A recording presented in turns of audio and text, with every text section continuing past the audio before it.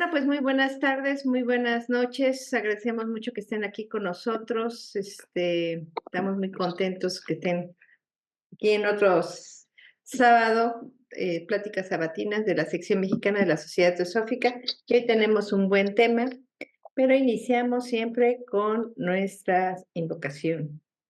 Entrada que le vamos a solicitar a nuestra hermana María Elena Mellado que nos lea.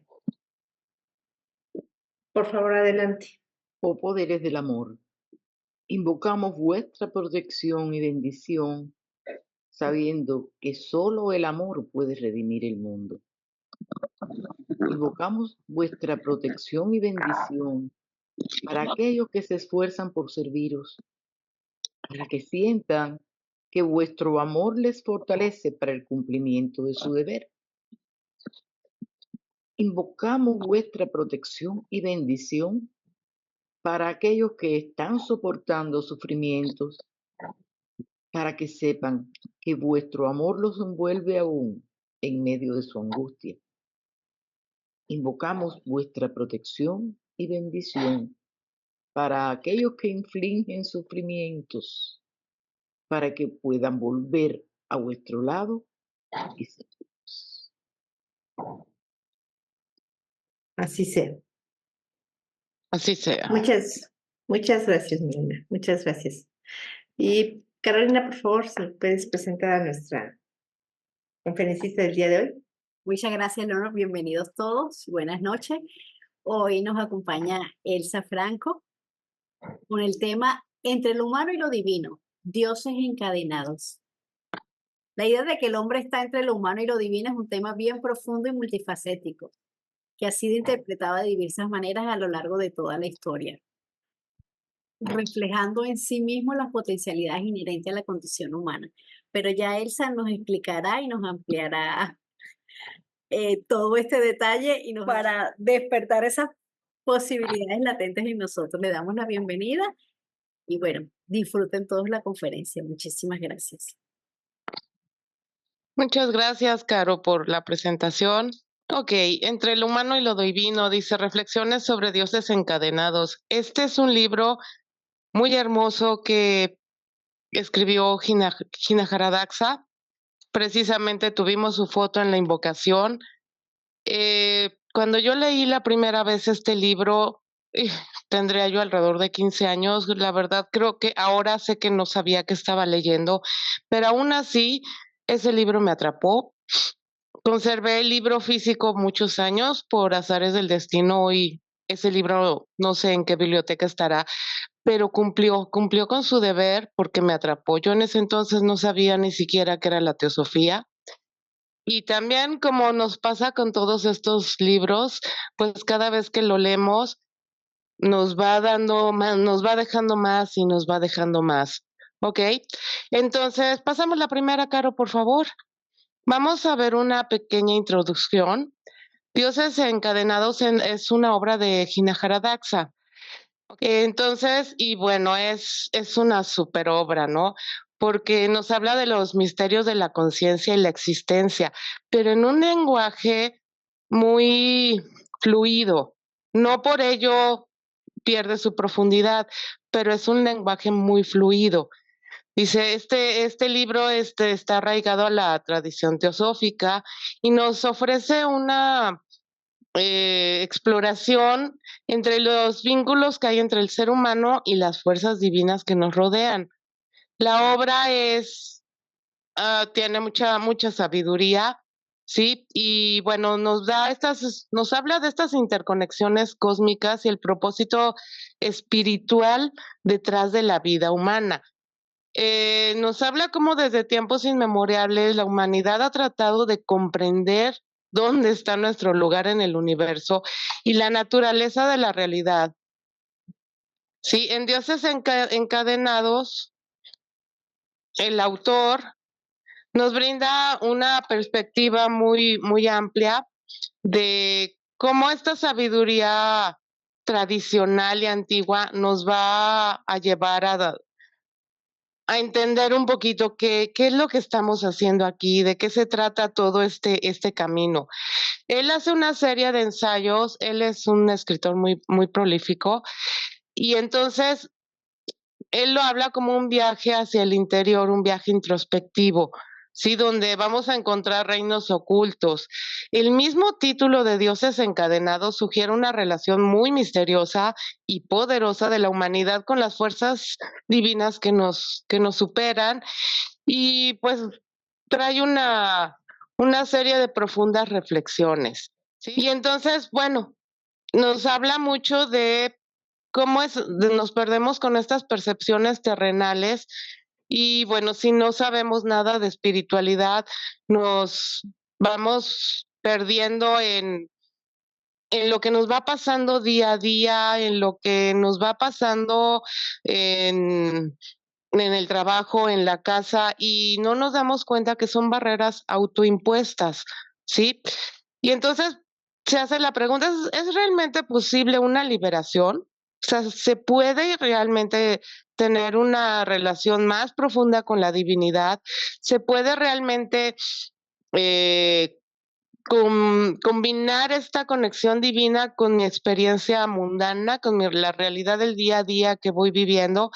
Entonces, pues bueno, eso nos va atrapando, ¿no? Entonces, en esencia, este libro nos ofrece una comprensión a misterios más profundos y es un llamado a despertar, ¿no? Porque de alguna manera nos dice, nosotros nos creemos seres separados, creemos en la ilusión de la separación.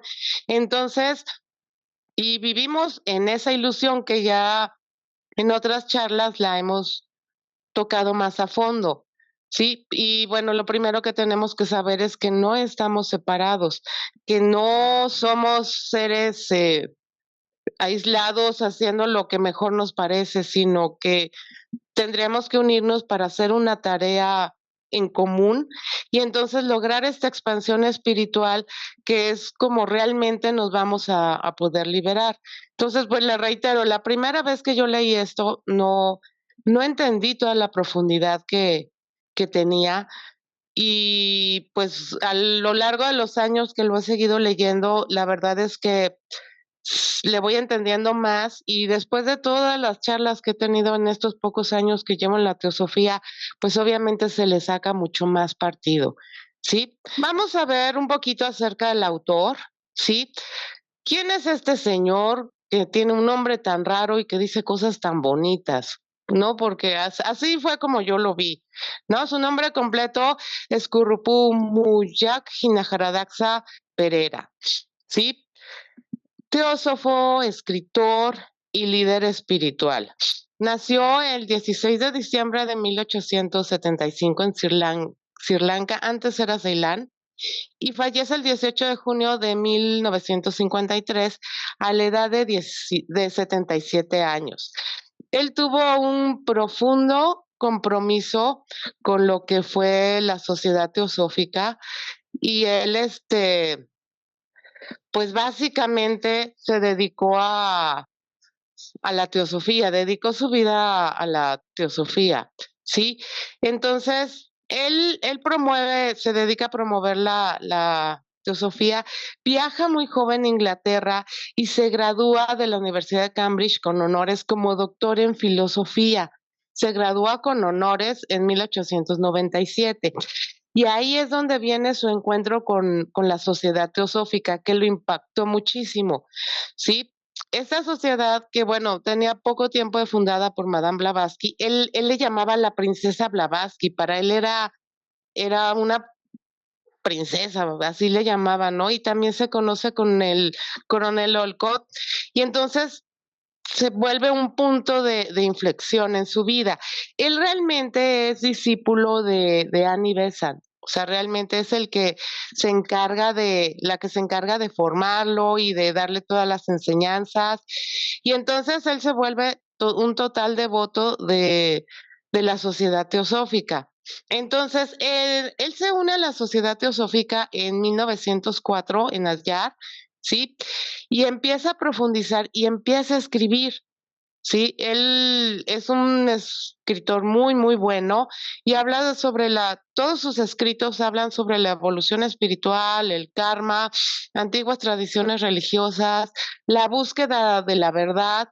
Escribió numerosos libros hablando de temas teosóficos, filosóficos y espirituales, pero también se dio cuenta que estas enseñanzas tenían que llegar a otras partes, a Europa y a América.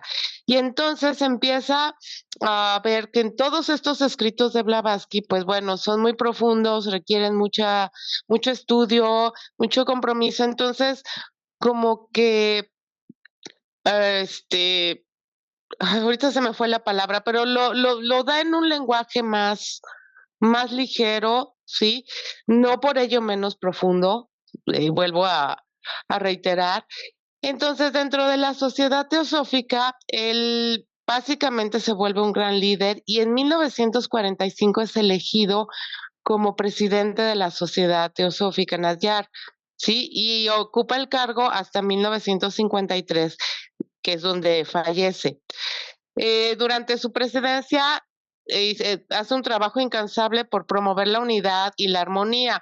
Sabemos, ya nos han dicho en otras charlas nuestros hermanos, que había algunos desacuerdos y había problemas en ese entonces. Y entonces él, pues bueno, trata de difundir lo que es la unidad, trata de difundir lo que es la armonía, de tener un camino en común, de tener una visión de veras espiritual y no nada más, pues estarse disgustando por otras cosas, ¿no? Que a fin de cuentas ustedes, ellos lo que pretenden es difundir lo que es la teosofía, sí, y extenderla a fin de crear pues más ramas, más logias por todo el mundo. Pasamos a la que sigue, Caro, por favor. Entonces, cuando él quiere promover la teosofía, pues empieza a organizar una serie de conferencias y seminarios por todo el mundo para difundir los conocimientos teosóficos, donde promueve la unidad y la fraternidad y promueve mucho el respeto mutuo, la colaboración, la organización y tener objetivos en común, ¿sí? Se enfoca mucho en la educación y en la generación de literatura teosófica, ¿sí? Y precisamente por eso se aboca a escribir tantos libros. Él tiene libros de alta calidad y entonces apoya también a la creación de escuelas. Esta creación de escuelas lo vamos a ver más en uno de los capítulos del libro, donde se aboca mucho a lo que es la educación, ¿sí?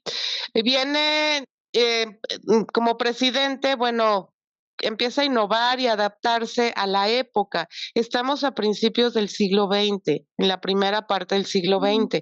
Acaba de terminar una guerra. Entonces el mundo está de cabeza, ¿no? Entonces, él, él quiere difundir lo que es la relevancia de la teosofía. Él quiere difundir lo que son estos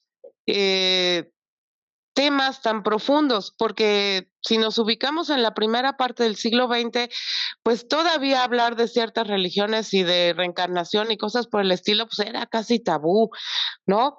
Entonces, él empieza a promover un liderazgo espiritual, sí, donde dice, bueno, hay que ver, hay que buscar escrituras sagradas, hay que ver textos antiguos y hay que generar un servicio desinteresado para el crecimiento espiritual.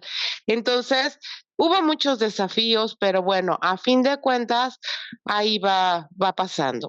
Entonces, en el contexto general de la época, Dioses Encadenados fue publicado por primera vez en 1912. Es una época de cambios y conflictos tremendos, ¿sí? Ya en Europa había tantos conflictos que 2 años después iba a empezar la Primera Guerra Mundial, ¿ok? Tenemos los imperios coloniales que, bueno, de alguna manera estaban subyugando a muchas de las colonias. Europa estaba inmersa en una era de tensiones políticas y militares. los imperios coloniales, gran parte del mundo estaba dominado por estos imperios coloniales europeos que ejercían un control político, económico, comercial sobre las regiones de Asia, África y América, ¿no? En el caso de la India eran los ingleses. Sí tenemos avances científicos donde empiezan a contrarrestar todas las teorías de Einstein, pero también había mucha tecnología bélica que se estaba gestando en esos momentos, ¿sí? Y pues bueno, también había por ahí algunos movimientos espirituales y filosóficos, sí, se empiezan a contrarrestar lo que son las religiones orientales y occidentales, empieza a haber un choque ahí, empieza a haber movimientos eh, del esoterismo, el ocultismo, y entre ellos empieza la teosofía, ¿ok? Tenemos también cambios políticos importantes en todo el mundo, ¿sí? Aquí se está empezando a dar el nazismo, los sufragistas, por los derechos de las mujeres, movimientos obreros, y bueno, en México nada menos estábamos en plena revolución, ¿sí? Por lo tanto, este libro se sitúa en medio de un ambiente intelectual y espiritual en el que buscaba una comprensión más profunda de la naturaleza del ser humano. Y la teosofía, que es lo que Ginara Daxa quiere difundir, dedica su vida a encontrar, pues, a expandir estos temas, ¿ok? Entonces, bueno, esto es reiterando lo que estaba pasando en nuestro mundo, ¿no? La Primera y Segunda Guerra Mundial, desigualdades sociales, desempleos, depresión económica, fascismo y, bueno, la persecución judía, que también marcó mucho a todo el planeta, ¿no? Este genocidio que se hizo. Y bueno, él en ese punto, pues bueno, no podía permanecer sin hacer nada, ¿de acuerdo? Y ahora sí, entrando en materia, bueno, dioses encadenados. Sí, nos da un prólogo donde dice la cultura occidental y la filosofía hindú. Empieza a ser una, un comparativo donde, bueno, ya ha habido muchas gentes que han ido a estas zonas de la India, a Nepal y han traído estas nuevas filosofías, pero no las entienden bien, entonces las están difundiendo de una manera errónea, parcial, no se está entendiendo bien lo que dicen. ¿Ok? Después en el primer capítulo es Dioses encadenados. Aquí es donde nos da ya la primera parte de una probadita, ¿no? De lo que va a tratar el libro. En el capítulo 2, el idealismo de la teosofía. El 3 es las enseñanzas de Krishnamurti, con el cual estuvo muy, muy ligado. Sí, fueron grandes colegas. Y después el verdadero y falso yoga y la teosofía y la educación. Él hace un idealismo de la teosofía y la educación. Entonces, estos ensayos que él hizo después se difundieron, hizo una gira a Latinoamérica, más o menos entre 1929 y 1930, y todos estos temas son los que difundió aquí en Latinoamérica. Si ustedes van al libro, van a ver que el lenguaje es muy fácil de entender y muy, muy para nosotros, ¿no? La parte latinoamericana. Entonces, esa es la parte atractiva de este libro. Después tenemos, bueno, ¿cuáles son las ideas principales que nos está promoviendo? En primer lugar, perdón, en primer lugar, dice seres humanos ligados a fuerzas y energías superiores. O sea, no estamos solos, no nos mandamos solos, sino que todo lo que hacemos va a tener una repercusión, ¿sí? El propósito último del hombre es despertar. Pero bueno, si nos lo dan en un contexto donde no hablamos de gente que no entienda este lenguaje espiritual, pues va a decir, sí, todos los días me despierto, ¿no? Entonces él nos habla más. Limitaciones autoimpuestas. Entonces me dice, o sea, por eso habla de dioses encadenados, porque dice que nosotros mismos forjamos nuestras cadenas, estas limitaciones autoimpuestas. Y después, bueno, nos promueve mucho lo que es la reflexión profunda de cómo me voy a liberar de esas cadenas. Me da una visión teosófica de la naturaleza. Él, él trabajaba, era un enamorado de la teosofía y él hablaba de la teosofía en los negocios, la teosofía en mi casa, la teosofía en todos lados, ¿sí? Él abogaba porque la teosofía se podía practicar en todas partes, o sea, cuando me estaba bañando, cuando me iba a trabajar, cuando estaba con la familia, cuando estaba solo, cuando estaba en casa, en cualquier lugar se podía practicar la teosofía. Sí, entonces es lo que viene a promover América. Y bueno, el papel del ser humano. Recordemos que en esa época, pues bueno, las religiones nos decían que nos teníamos que portar bien porque terminando la vida o nos íbamos al cielo o nos íbamos al infierno. No se hablaba mucho del más allá, no se hablaba de qué había después de la muerte.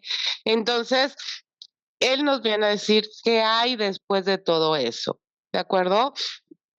En el primer capítulo, ¿sí?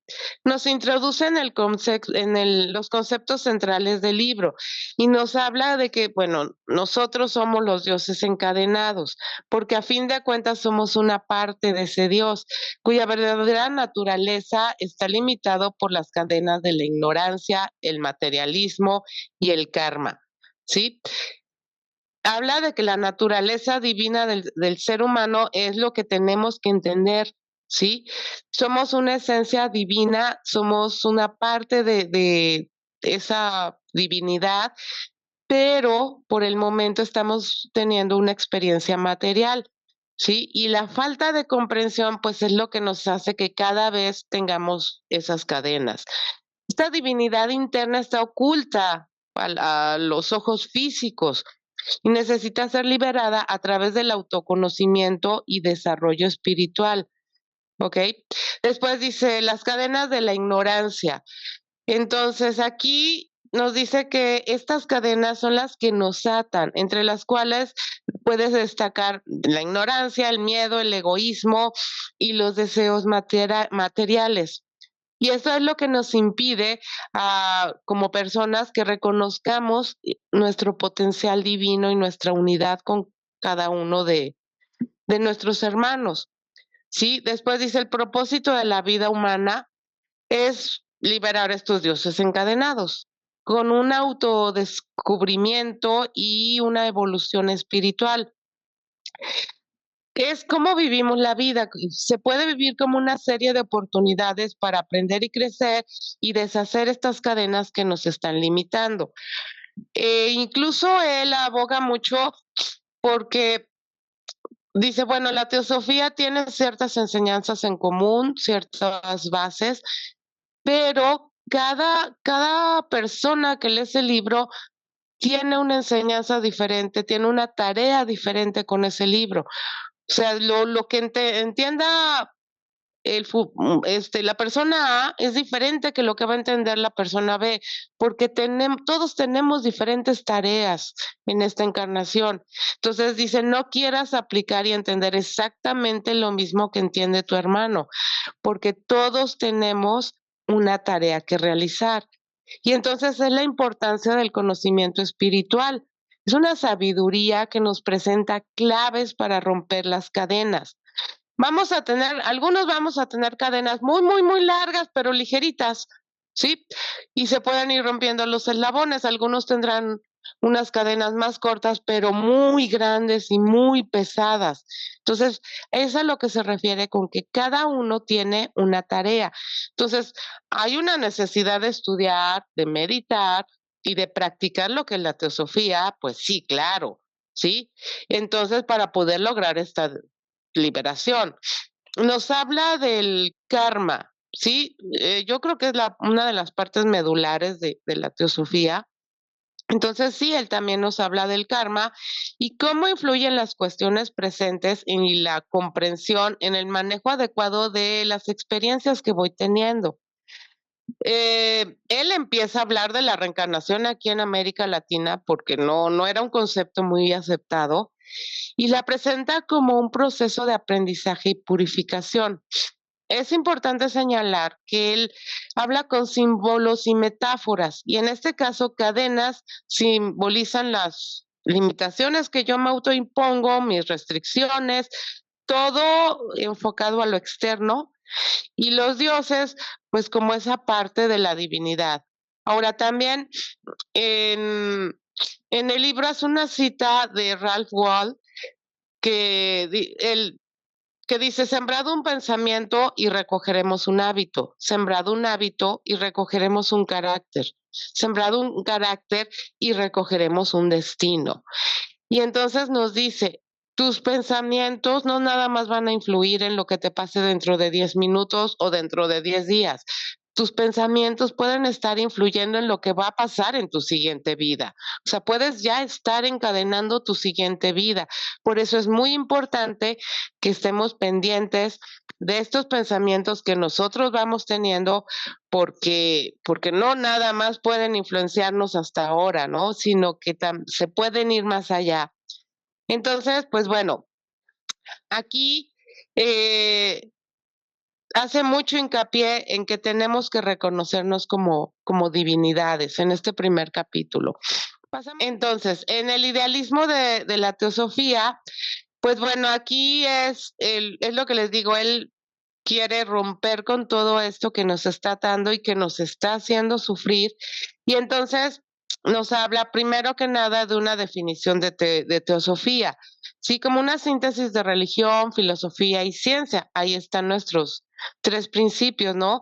Que es buscar la verdad universal, promover una hermandad, sí, y presentar una vía para entender las leyes espirituales y naturales que rigen al mundo. Sí, después dentro de los principios básicos, pues presenta la hermandad universal, la exploración espiritual y la reencarnación y el karma.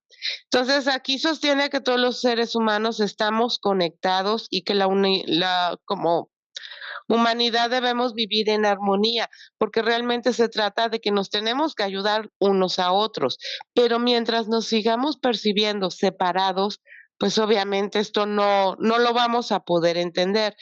Entonces hace énfasis en que sigamos estudiando, en que sigamos practicando, en un mayor entendimiento de esta realidad, en un mayor entendimiento de uno mismo. Y bueno, y como nos decía antes, ¿no? Los pensamientos que vamos teniendo pueden ya estar influyendo y pueden ya estar armando el molde de nuestra siguiente reencarnación. Entonces, pero tenemos que dejar evolucionar al alma. Tenemos que hacer conciencia de esos pensamientos para que esta ley de causa y efecto pues realmente pueda ser una ley de aprendizaje. Después nos habla en el idealismo de la práctica, ¿no? Entonces, nos habla de acciones muy prácticas, ¿no? Que es practicar el desinterés, ¿sí? Y promover lo que es la justicia social y el bienestar común, el no hacer daño a nadie. La teosofía también es vivir de acuerdo con principios éticos elevados y buscar lo mejor a nivel personal y a nivel colectivo, ¿sí? Después habla de contribuciones a la sociedad. Sí, aquí es influir positivamente en donde yo esté, ¿de acuerdo? Habla que, por ejemplo, para que pueda haber paz mundial, pues primero que nada tiene que haber paz en las mentes de las personas, porque las guerras empiezan en las mentes de las personas. Entonces, y para tener esta resolución de conflictos tenemos que abogar y ayudar a las personas a que encuentren esa paz. Y bueno, él habla cómo las enseñanzas teosóficas nos pueden inspirar a pues participar en estos movimientos sociales y hacer reformas, ¿no? También, bueno, aquí en América se reciben muchas críticas. Entonces, obviamente, tiene que adaptar todo lo que es una filosofía que como hindú, pues la ha practicado desde que nació, a nosotros que, bueno, venimos de otra cultura, venimos de otra manera de ver las cosas y obviamente esto nos parece un poco raro. Ubiquémonos que estábamos en 1930. ¿ok? Habla de un universo en expansión y que este universo en expansión somos nosotros mismos en expansión y nuestros pensamientos, ¿sí? Entonces, nos habla de un desinterés porque, por ejemplo, nosotros vamos a trabajar, pero vamos a trabajar por el sueldo que me van a dar, el sueldo que voy a ganar. Y no, o sea, no quiere decir que no cobres por tu trabajo, pero quiere decir que por lo menos mientras estás haciendo tu trabajo, realmente te comprometas, realmente disfrutes, ¿sí? Nos habla mucho de que, por ejemplo, lujo no es equivalente de felicidad, o sea, el tener un auto lujoso no es equivalente de que soy más feliz de alguien que no tiene un auto tan lujoso, ¿sí? Entonces él habla de la teosofía como un hábito de vida y entre sus metáforas está la luz y la oscuridad, que representa el conocimiento y la espiritualidad para poder ir saliendo de la ignorancia. Y también nos dice que, pues bueno, nuestro ser superior está recorriendo un camino, está haciendo un viaje, enfrentando desafíos, aprendiendo lecciones a lo largo del camino y bueno, va aprendiendo, se va haciendo más fuerte y pues tiene que ir ayudando a los hermanos que vienen atrás. ¿De acuerdo? Nos vamos al capítulo 3, Caro, por favor. Ok. En el capítulo 3 nos habla mucho de Krishnamurti. Sí, Krishnamurti, pues bueno, sabemos que en la historia también fue un adepto de Annie Besant y entonces después se separa y empieza a hacer, pero sus propias enseñanzas, pero de alguna manera él también promueve esta enseñanza de Krishnamurti, ¿no? Nos da un poquito el contexto histórico, sí nos habla de la orden de la estrella y cómo esta se disuelve porque él no quería, Krishnamurti no quería ni crear otra religión, ni otro movimiento, ni nada por el estilo. Él estaba en contra de todo lo que es dogmatismos y demás. Dentro de la filosofía y el enfoque de Krishnamurti, él rechaza lo que es la autoridad y haciendo énfasis en la libertad personal, la independencia de pensamiento.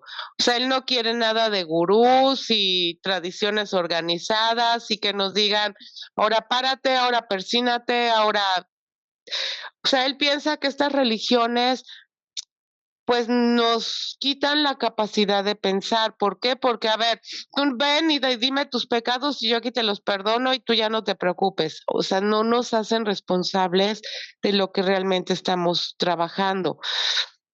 Entonces tenemos que autoconocernos es esencial para la liberación. ¿Sí? Nos tenemos que observar y tenemos que comprender nuestros propios pensamientos y emociones sin juzgarnos, simplemente verlos pasar. Y bueno, lo que también se ha hablado en otras partes, conocer la naturaleza del miedo y del sufrimiento. Esta comprensión profunda es lo que nos va a llevar a una transformación personal. ¿Sí? Meditación y conciencia, obviamente la necesitamos para tener una comprensión, ¿sí? Krishnamurti promueve mucho la meditación, perdón, para poder comprender qué es lo que vamos viviendo, la experiencia de cada momento, ¿sí? Y también conciencia sin elección. Es la importancia de una observación de los pensamientos y sentimientos sin intentar cambiarlos o juzgarlos, simplemente observarlos y dejarlos pasar. Si no aceptamos nuestra realidad, no vamos a poderla transformar, no vamos a poderla cambiar. Después, en impacto y relevancia, bueno, tenemos cómo la influencia de la filosofía analiza estas enseñanzas provocando admiración y controversia. Ah, toma algunas ideas mientras que otras las encuentra muy desafiantes, pero a fin de cuentas nos deja un legado que es muy duradero, ¿sí? Todavía hoy en día en YouTube podemos oír las conferencias de Krishnamurti y bueno, realmente nos deja pasmado, es un libre pensador, es un buscador espiritual y llega a ser unas reflexiones muy profundas. Desde la perspectiva de Shinahara Daxa, ofrece una reflexión donde destaca la importancia de su honestidad, de la autoexploración y la búsqueda de la verdad espiritual, ¿sí? Entonces aquí las metáforas que usa es la luz de la verdad, ay, perdón, y el espejo de la mente, ¿ok? Por eso habla tanto de la autoobservación. Entonces, es la luz que nos va a iluminar para que nosotros realmente podamos ir eliminando nuestras confusiones y nuestros condicionamientos, porque ya estamos condicionados. Hay condicionamientos que no son tan, digamos, significativos o tan dañinos. Por ejemplo, el condicionamiento que tengo al levantarme y tomarme un café, ¿sí? Pero hay condicionamientos que sí me pueden hacer pues crear un karma o que no me doy cuenta y que sí me pueden llegar a generar pensamientos que de alguna manera más adelante me van a generar alguna situación. Vamos al capítulo 4. Aquí empieza a hablarnos del verdadero y del falso yoga, ¿sí? Les había yo mencionado que ya habían empezado a llegar ciertas cosas a América. Entonces, aquí él lo que quiere hacer es decir, a ver, hay cosas que están llegando, pero están llegando incorrectas, ¿sí? Ay, permítanme tantito, déjenme, me voy a sonar porque si no, él empieza a decirles, bueno, lo que es la esencia y el objetivo del yoga no es nada más una serie de posturas, ¿no? El yoga es un camino espiritual que busca la unión del individuo con lo divino. Y explica que el yoga es más que una serie nada más de posturas, es una disciplina integral que abarca el cuerpo, la mente y el espíritu. Entonces, eso aquí en América no se sabía. Y que dice también, o sea, el objetivo del yoga es la realización del ser verdadero, la unificación, para trascender las limitaciones del ego y la ilusión. Porque bueno, aquí el yoga nada más llegó como, ay, vamos a tener fuerza y vamos a tener flexibilidad, ¿sí? Después les dice, el verdadero yoga es la integridad espiritual. Es una práctica que promueve la integridad, implica la purificación de la mente, el control de las emociones, dedicación a una vida ética, ¿sí? Que es el Raja Yoga. ¿Sí? Donde además tienes que meditar, sí, son formas complejas y esta práctica incluye la autoobservación, ¿sí? Incluye una disciplina del cuerpo y de la mente, no es nada más así. Y bueno, también es el Bhakti y el Kama Yoga, ¿sí? No es nada más, son caminos auténticos que conducen a una realización espiritual, no es nada más hacer cosas porque sí. Pues el falso yoga es una comercialización y superficialidad donde yo te enseño posturas, las famosas asanas, sí vas a tener un bienestar corporal, pero nada más, o sea, no, y te van a cobrar y bueno, puede haber un peligro por el mal entendimiento de estas disciplinas que, bueno, se hacen sin comprensión fundamental y puede ser perjudicial. O sea, si solo nos enfocamos en el cuerpo sin atender el desarrollo espiritual, estamos desvirtuando el yoga. Y pueden ser una serie de prácticas egoístas. Vemos como muchos maestros, bueno, nos hacen unas poses bien difíciles, pero solo para que digan, uy, mira, él puede hacer tal pose. Es una gratificación a su ego. Entonces, esto es un falso yoga, ¿sí? Entonces, el verdadero yoga va con desapego, va con humildad y es el camino del yogi.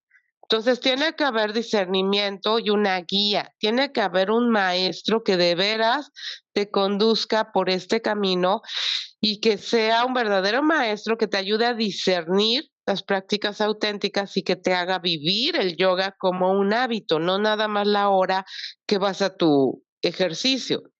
Tiene que haber un autoconocimiento, tienes que reconocer tus motivaciones, los resultados que vas a tener en la práctica tiene que haber sinceridad, dedicación personal y compromiso, ¿sí?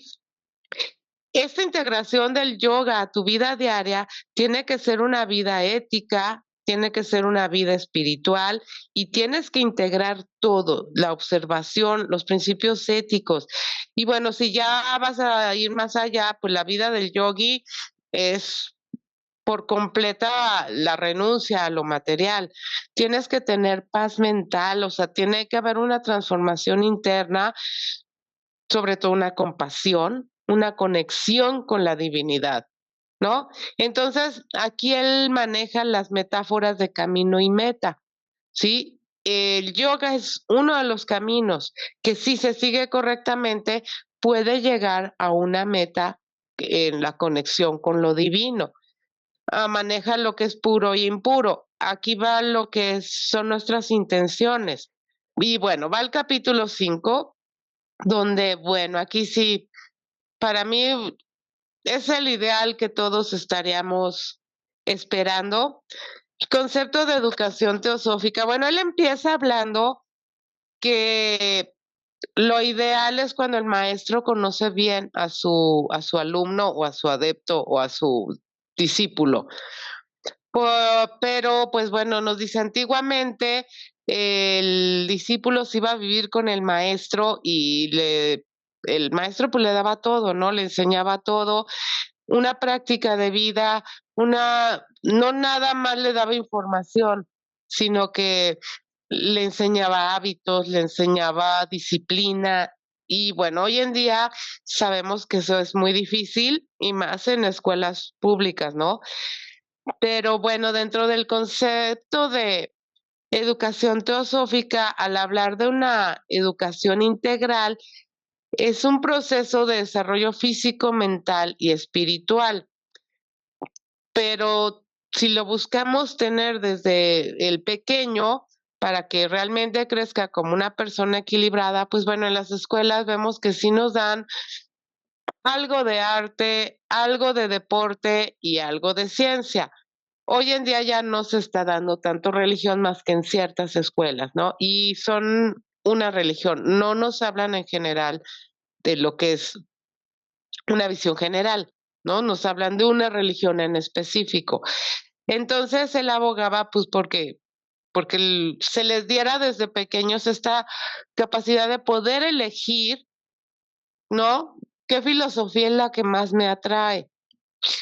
Dentro de los principios teosóficos, bueno, él promueve mucho lo que es el autoconocimiento y autodescubrimiento. Está muy a favor habla mucho de la educación Montessori, donde se le deja al niño ir descubriendo sus propias capacidades, su potencial, se le hace reflexionar sobre las decisiones que va tomando, las componentes de un proceso, pero solo es un tipo de educación. Y ahorita entrado el siglo XXI, no podemos decir que tenga mucho éxito, o sea, no ha proliferado como se pensó que iba a proliferar. También habla de que desde pequeños tenemos que promover el desarrollo de la conciencia, permitiéndoles a los pequeños comprender lo que es la interacción del ser humano con el universo.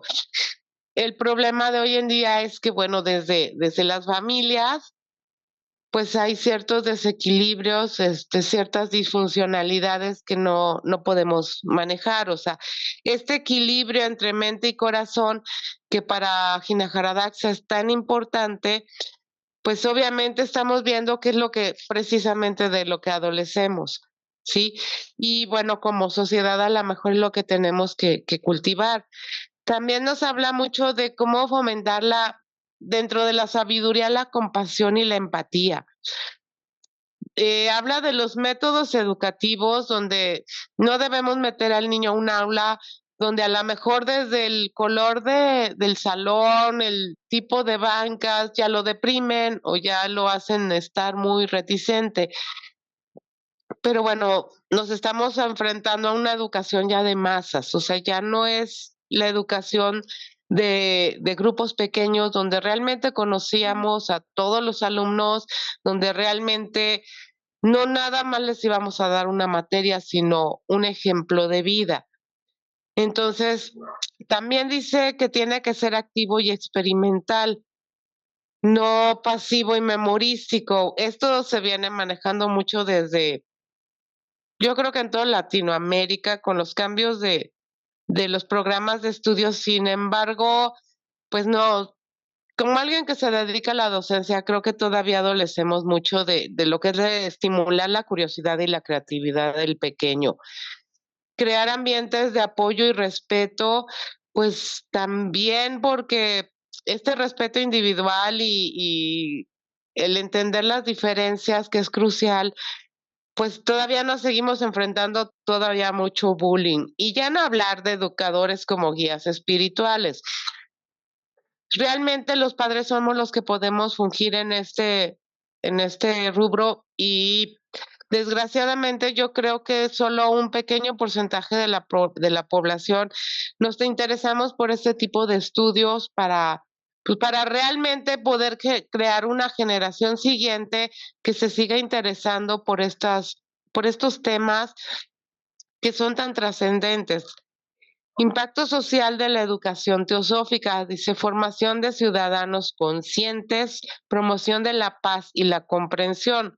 Entonces, si no estamos conscientes y no nos hacemos responsables para poder contribuir con nuestra sociedad, pues obviamente no estamos preparando buenos ciudadanos para el futuro, ¿no? Porque nos vienen desafíos globales desde una perspectiva ética y carente de compasividad, o sea, vemos a los seres muy competitivos y no colaborativos, ¿sí? Y bueno, desde el principio decía, él promovía que para poder tener un planeta en paz debemos primero plantar la paz en las mentes de cada uno de las personas que somos habitantes de este planeta. Él hizo una promoción de escuelas teosóficas, ¿no? Hizo programas educativos integrados con principios teosóficos, con una cierta metodología, y bueno, serían como modelos para demostrar la viabilidad y la efectividad de la educación teosófica. Sin embargo, por lo menos aquí en Latinoamérica, bueno, estos no nos han llegado, desgraciadamente, ¿sí? Él generó proyectos y actividades para implementar en las escuelas, para un aprendizaje integral y un desarrollo espiritual junto con el académico del estudiante. Y bueno, vemos que eso no se está logrando. Y entonces, pues bueno, nos habla del jardín del alma, que es donde la educación se compara como el cultivo de un jardín, donde cada estudiante es una planta que necesita cuidado y atención, donde las condiciones adecuadas, hay que darle las condiciones adecuadas para que florezca. Y nos habla de la luz del conocimiento. Es obviamente el conocimiento espiritual con una ética que se describe como una luz que va a iluminar la mente, el corazón, y que entonces los estudiantes podrán ser guiados hacia una sabiduría y comprensión más profunda de qué es lo que de verdad está pasando en este mundo. Entonces, pues bueno, dentro de los puntos principales, todo el libro para mí es muy, muy interesante. Yo creo que cada capítulo podría ser objeto de una charla individual, pero bueno, ojalá se animen a leerlo. Es un libro muy, muy, muy bonito. La verdad es que sí, es muy, muy, bueno, a mí me encanta. Y bueno, de los puntos principales que yo pude reconocer, el primero sería la conexión entre la humanidad y lo divino, porque nos explica cómo los seres humanos estamos vinculados a las fuerzas divinas que nos ayudan a trascender y que a menudo no somos conscientes de esta conexión. A lo mejor si nos podemos a meditar, pues sí nos hacemos muy conscientes, pero cuando el señor de la tienda me quiere cobrar de más, se me olvida esta conexión, ¿no? Por eso nos hablaba de la teosofía como un hábito de vida, porque esta conexión significan las cadenas que unen al hombre con estos dioses, sugiriendo una relación mixta, poderosa entre lo humano y lo divino. La ley del karma Bueno, el concepto de karma, nuestras acciones y pensamientos, emociones, bueno, tienen consecuencias que van a trascender nuestra existencia terrenal. En- eh, Él nos decía, los pensamientos de hoy pueden influenciar tu próxima vida, o sea, no nada más lo que te vaya a pasar después, sino tu próxima vida. Tus elecciones, tus acciones pueden liberarte del sufrimiento o pueden encadenarte más. O sea, tú vas a ir tomando esa decisión a cada momento. La evolución espiritual, donde se discute la idea de la evolución, el camino, la liberación, cómo romper este ciclo de nacimientos y muertes. Y bueno, nos dice que lo único que nos puede ayudar es poco a poco ir con el autoconocimiento, con la práctica espiritual, servicios desinteresados, elevarnos por encima de las limitaciones de la existencia humana para realmente poder tener una libertad en el alma, ¿ok? Entonces, bueno, pues aquí vamos viendo cómo nos va guiando, nos da temas bien profundos, pero desde una perspectiva, desde un lenguaje más adaptado a lo que es Latinoamérica, ¿ok? Les digo, ¿cómo se llama? Charlas las dio él en toda Latinoamérica. Tengo idea de que también estuvo aquí en México, pero estas charlas fueron dadas en Uruguay. Entonces, bueno, Dioses Encadenados, como un resumen, es una obra que nos invita a explorar los profundos los misterios de la existencia humana. Es una conexión con lo divino. Entonces, esta serie de ensayos es una guía que nos da para comprender nuestra verdadera naturaleza de la realidad y el propósito de la vida, ¿sí? Nos evoca imágenes, sugiere que aunque a menudo nos sentimos limitados por nuestras percepciones terrenales y medio perdidos por nuestros deseos y lo que quiero y lo que no quiero, pues son barreras autoimpuestas. En realidad estamos ligados a esas fuerzas superiores que nos trascienden y esas cadenas, bueno, son los símbolos que tenemos para recordar este enlace que tenemos entre el ser humano y lo divino. Aunque a veces desaparezca por estar en este mundo material. En esta obra, bueno, los temas espirituales y filosóficos nos hablan pues de la naturaleza del alma, el propósito de la existencia, lo que es la evolución espiritual y el papel que tenemos como dioses de este universo, porque a fin de cuentas sí somos una pequeña parte de ellos, no somos el todo, pero sí somos ellos. A él hace alusión a que a lo mejor esa divinidad es el sol y nosotros somos una pequeña flama. Esencialmente somos lo mismo. ¿Qué cambiaría? La cantidad de energía, la potencia que podríamos llegar a tener.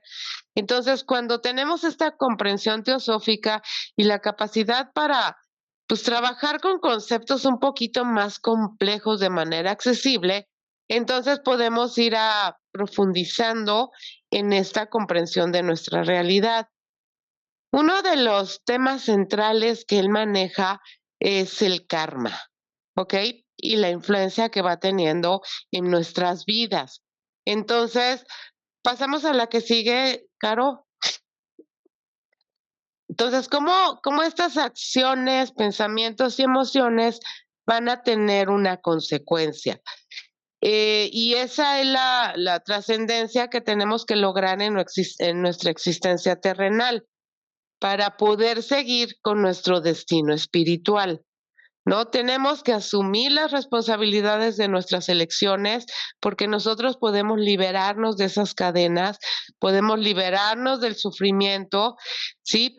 Y de estos ciclos de nacimiento y muerte, que a fin de cuentas, bueno, pues yo creo que es el ideal de alguna manera todos perseguimos, ¿no? Ya poder trascender y ya no tener que volver a estar en este mundo donde la verdad es que por muy bien que la pasemos, no se debe comparar a ese nirvana que tanto nos platican, ¿no? Entonces, tenemos que autoconocernos, tenemos que tener estas prácticas y tenemos que dejar de ser egoístas, un servicio desinteresado para poder elevarnos encima de nuestras propias limitaciones. Estar conscientes que la separación no existe. Sí, ese es uno de los principales desafíos. Ver más allá de las apariencias superficiales de la vida y explorar en nuestra propia conciencia. Entonces, bueno, nos da un montón de libros que nos pueden llegar a ayudarnos, nos da un montón de tips para poder ir entendiendo esto. Y bueno, finalmente nos dice, bueno, vamos a liberar el alma. Sí, tenemos mundos internos, mundos externos, tenemos otras dimensiones que no conocemos, no percibimos, que bueno, medio intuimos su existencia, hemos estudiado acerca de ella, pero realmente no tenemos una experiencia que podamos narrar, ¿ok? Estos mundos internos y externos son múltiples planos de la realidad, perdón, que van interactuando entre sí y bueno, van afectando mi naturaleza. Lo que es la naturaleza de la divinidad son formas de expresiones que tenemos que ir autoconociendo y automotivando para que nuestra evolución espiritual pues vaya avanzando, ¿sí? Que es el propósito último de la vida humana, que es un crecimiento espiritual, una expansión de la conciencia para que cuando lleguemos a lo que es el karma y la reencarnación, bueno, se vaya examinando, vayamos viendo que vamos cumpliendo nuestras tareas, vamos liberándonos a lo mejor de acciones y pensamientos pasados que tuvieron consecuencias que ahorita estamos viviendo y bueno, son resultados, ¿no? Empezamos a ver las cosas de otra manera. La naturaleza de la mente y del alma. Tenemos que ir entendiendo que en sí nuestra alma, o bueno, él la maneja como alma, ¿no? Es el concepto que usa, es inmortal y que está en constante evolución. O sea, no sabemos cuántas encarnaciones llevamos, pero a fin de cuentas el propósito de la vida humana es vivir una experiencia para quitarnos todas esas cargas emocionales y pensamientos que hemos generado en otras vidas o en otros momentos para poder llegar a trascender. ¿Sí? Entonces, bueno, haciendo un resumen, el libro nos da una profunda exploración de lo que es la naturaleza de la realidad. Se empezó a gestar a finales del siglo XIX, principios del siglo XX, pero aún así se me hace bien profundo porque esta evolución espiritual y propósito de la existencia humana es el que nos da desde una perspectiva teosófica. Sí, y estos ensayos nos van a hablar de la conexión entre el hombre y los dioses y el camino hacia la liberación humana, cómo estamos ligados a estas energías superiores, que las podemos tomar para que nos ayuden o las podemos ignorar. A fin de cuentas, ahí van a estar para cuando nosotros decidamos que ya queremos ayuda. Sí, entonces estas conexiones hay veces son de manera inconsciente y nos asombramos por cosas que nos pasan. Lo que podemos ir haciendo cada vez más consciente para que realmente podamos despertar. ¿Y qué es despertar? Pues salir de esta ilusión material en la que nosotros no estamos aquí inmersos y estamos en un lugar al cual en realidad no pertenecemos. ¿Por qué? Porque estamos aquí solo de paso. Entonces, en conclusión, nos habla de la interconexión entre lo humano y lo divino, nos recuerda que estamos conectados con fuerzas divinas, que estamos conectados entre nosotros y que aunque nos sintamos separados, en realidad somos parte de una vasta red de energía y conciencia cósmica. Nos habla de la importancia del karma, enfatiza cómo nuestras acciones, pensamientos y emociones tienen consecuencias que van a trascender esta existencia terrenal. Y bueno, hay que asumir las responsabilidades de nuestras elecciones porque nuestros pensamientos, a fin de cuentas, son nuestras elecciones. Y también podemos elegir seguir el crecimiento espiritual. El camino hacia la libertad espiritual nos guía en un viaje hacia la realización espiritual, hacia la libertad, hacia liberarnos de este ciclo de nacimiento y muerte, y todo es por el autoconocimiento, una práctica espiritual y un servicio desinteresado. Así es como vamos a poder trascender las limitaciones de esta existencia mundana, ¿no? Para realmente poder experimentar una liberación. El propósito de la vida humana. El propósito realmente es que cada individuo tiene la oportunidad de avanzar a su ritmo, está en su viaje, hace énfasis de que cada vez que estudiamos un libro, cada quien tiene una tarea diferente que realizar, pero a fin de cuentas el objetivo en común es la búsqueda de la verdad espiritual, el servicio desinteresado. Y después la importancia y de la exploración espiritual. Entonces, es una práctica diaria, es un hábito de vida que tenemos que estar buscando esta verdad cada día, no nada más de 6 a 7 que tengo mi sesión de teosofía. Y ya después, bueno, a lo mejor le estoy remoliendo la vida a alguien.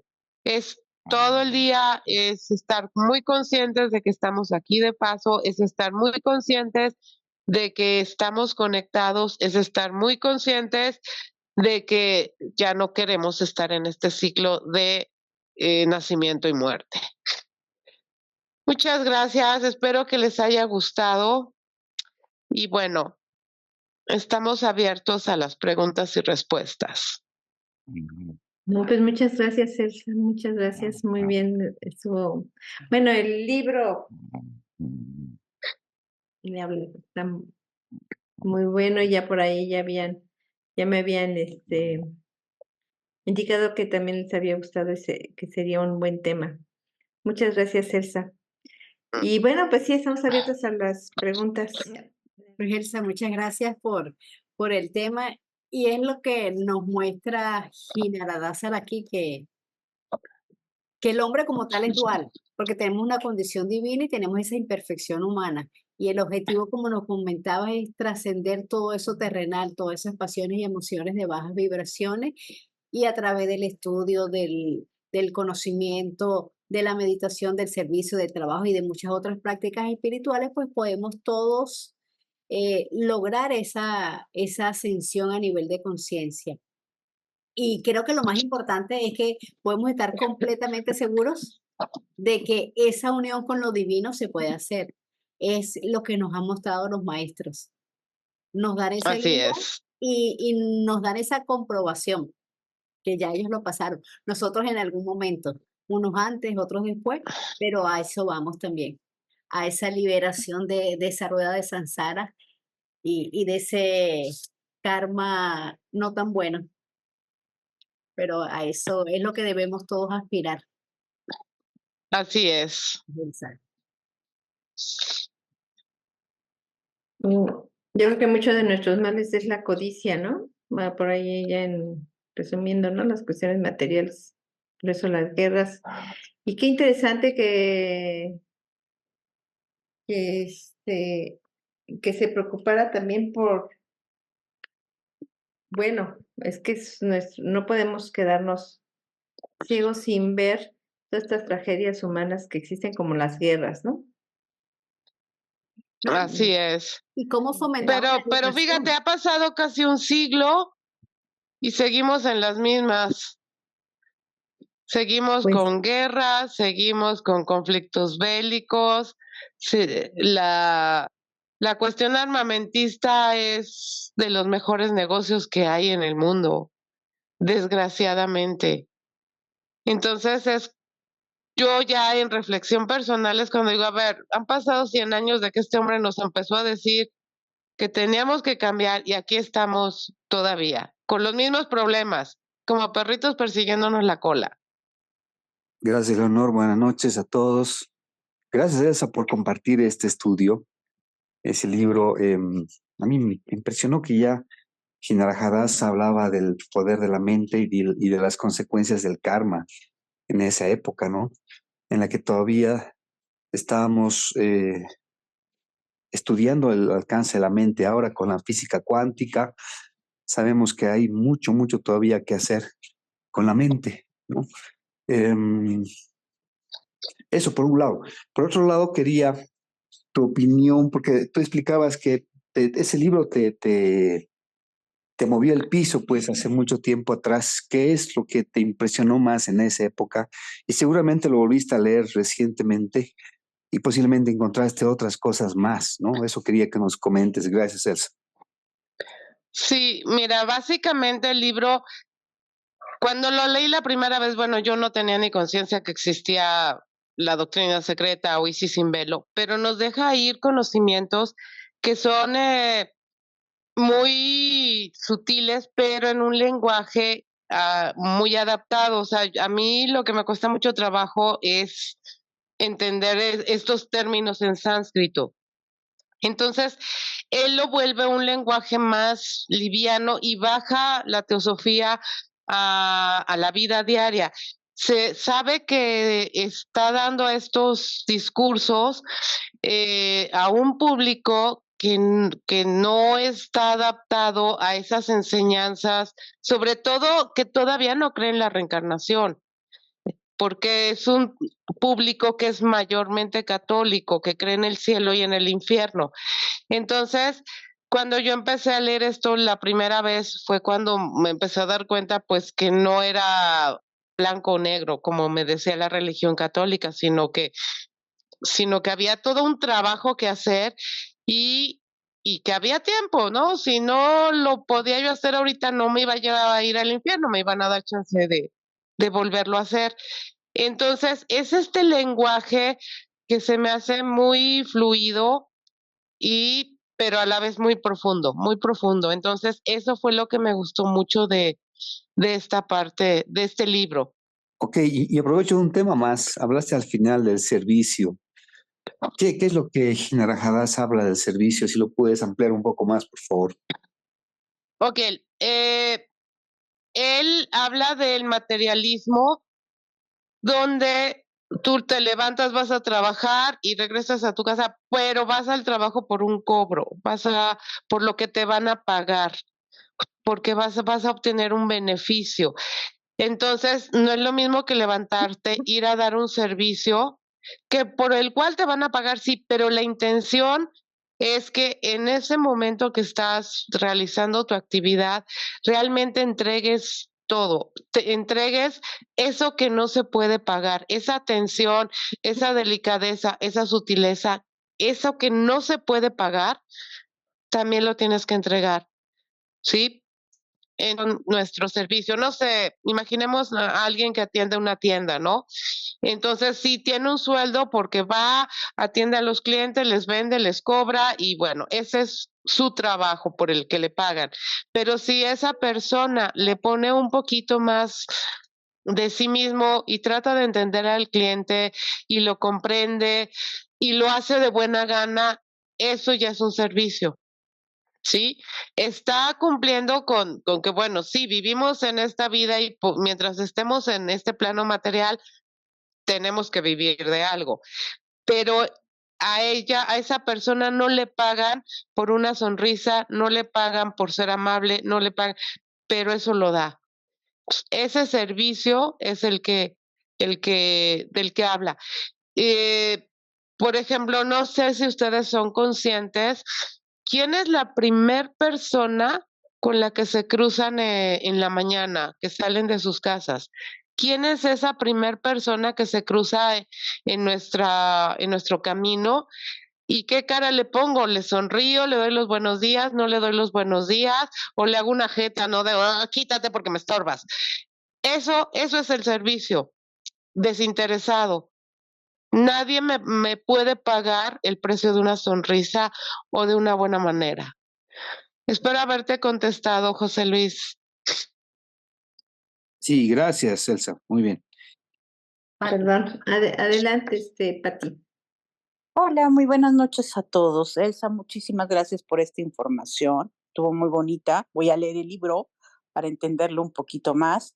Yo nada más quisiera dos comentarios. El primero es que ahorita que comentabas acerca de los trabajos, desgraciadamente, en la actualidad solamente lo vemos como signo de pesos, más no como una situación en donde te vas a desempeñar y era lo que le llamamos anteriormente lo que es ponerse la camiseta, ¿no? En dar el 100% de lo que te piden y obviamente amar a tu trabajo, que muchas veces vemos me ha tocado en farmacias o en establecimientos en donde la gente está ahora sí, enojada, está resentida y obviamente el trato pues al cliente se le da muy mal, ¿no? Y el segundo punto es, ah, ¿consideras tú lo más importante para una educación a futuro? Porque vivimos todavía en una sociedad en donde pues desgraciadamente somos familias disfuncionales, en donde vamos arrastrando cada día situaciones del pasado que pues obviamente nos marcan, ¿no? Y obviamente les estamos enseñando a nuestros hijos ese tipo de problemas. Y realmente somos, considero un 5% de los que somos más conscientes que el resto del mundo. Todavía existe la inconsciencia en las familias. Gracias. Sí. A ver, Pati, le has dado al clavo. Esa es la gran interrogante. ¿Qué podemos hacer con educación futura? A ver, primero te voy a hablar como mamá. Como mamá, bueno, de alguna manera uno quisiera quitarle todos los obstáculos a los hijos para que tuvieran las mejores herramientas y oportunidades. Sin embargo, hay veces te tienes que hacer a la idea de que se tienen que caer porque su experiencia, aunque sea tu hijo, es su karma y a fin de cuentas, bueno, que entienda que estamos ahí para apoyarlos, para enseñarlos, para pues, la mucha o poca más experiencia que tengamos, pues que también la puedan utilizar. Ahora, como maestra, híjole, es todo un reto. La verdad es que se me hace un paraíso ideal este que Jinarajadaxa ofrece. Se me hace difícil de alcanzar, sí, pero, por ejemplo, nosotros dentro de la academia de mi ingeniería, lo que hemos notado es que los chicos jalan, algunos jalan con el maestro A, otros con el maestro B y otros con el maestro C. Y ahí es donde tratamos de darles la educación personalizada y darles esa experiencia que no es nada más información de cómo calcular estructuras o cómo hacer cuentas o cómo hacer integrales. Ahí es donde tratamos, pero eso ya es algo que hemos hecho nosotros como una academia y somos un pequeño núcleo de una pequeña escuela de una pequeña ciudad. Entonces, creo que esto de la educación es todo un tema y la verdad es que no le encuentro una solución. Has dado en el clavo porque es la respuesta de los 64,000, como decían. No encuentro una respuesta general, pero como hacían la metáfora, o sea, si yo pude ayudar a 2 chicos de una generación de 100, pues van a ser 2 problemas menos o 2 personas que se van a hacer un poquito más conscientes. No me da la capacidad para hacer más. Y pues bueno, ojalá algún día encontremos la respuesta correcta para cómo influir en la educación, para realmente tener esta educación no solo de información, no solo memorística, sino esta educación emocional, esta educación de pensamientos, esta educación que realmente nos va a hacer unos seres humanos más equilibrados. Ojalá algún día lo encontremos. No sé, Pati, si tengas algo que agregar.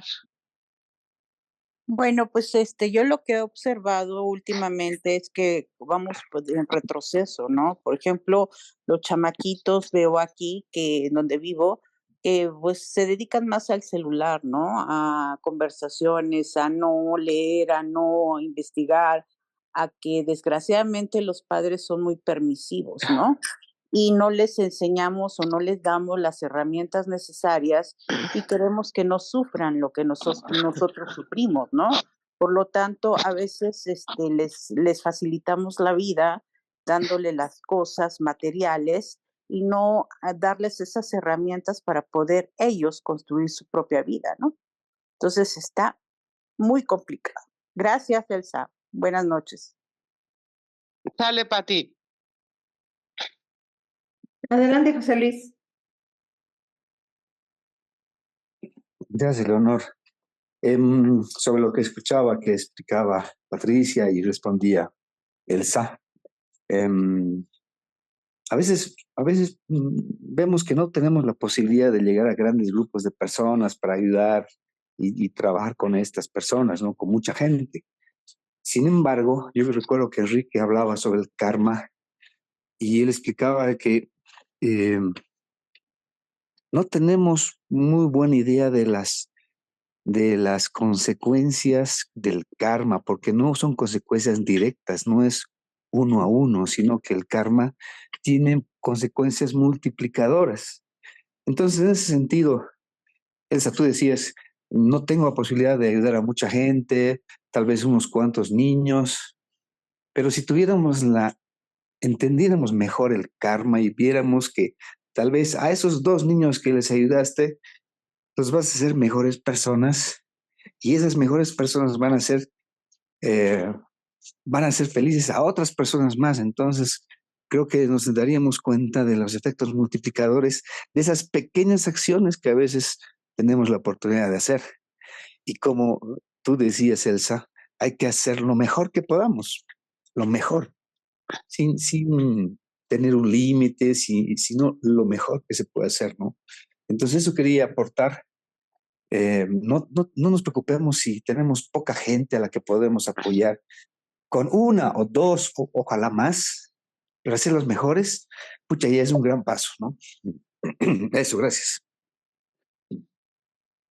Sí, así es, José Luis. O sea, ahora sí que entendemos nuestras limitaciones, pero pues como la historia esta del que estaba lanzando estrellas al mar, ¿no? De que parece ya valió la pena mi esfuerzo. Pues así yo me levanto todos los días atendiendo a lo que dice este libro que me encanta del servicio. Yo a los chicos, a mis alumnos siempre les digo que yo doy clases gratis, que yo cobro por llenar formatos y calificar exámenes, que es lo que no me gusta, que las clases las doy gratis. Y pues sí, o sea, trato, como quien dice, lanzo los anzuelos y porque no podemos precisamente por karma obligar a nadie, yo lanzo los anzuelos y siempre hay algunos que se acercan y pues bueno, pues los encaminamos un poquito. Qué bueno, Elsa, me alegra mucho. Me alegra mucho y simplemente decirte que sigas adelante, o sea, hay cosas pequeñas que podemos hacer que puedan ser felices a muchas personas. Así es, pues bueno, pues como siempre aquí esforzándonos y con Elsa, yo de veras te agradezco muchísimo que estés cooperando aquí con la Sociedad Teosófica. De todo corazón, muchas Como- gracias, al contrario. Que es como ponemos nuestro granito de arena, creo que todos los que estamos aquí, ¿no? Es como lo que nosotros aportamos todos. Pues Oh vida oculta que vibras en cada átomo. Oh luz oculta que brillas en cada criatura. Oh amor oculto que todo lo abarcas en la unidad. Que cada ser que se sienta uno contigo, sepa que por lo tanto es también uno con todos los demás. Paz, paz, paz a todos los seres. Pasen todos buenas noches y buen fin de semana.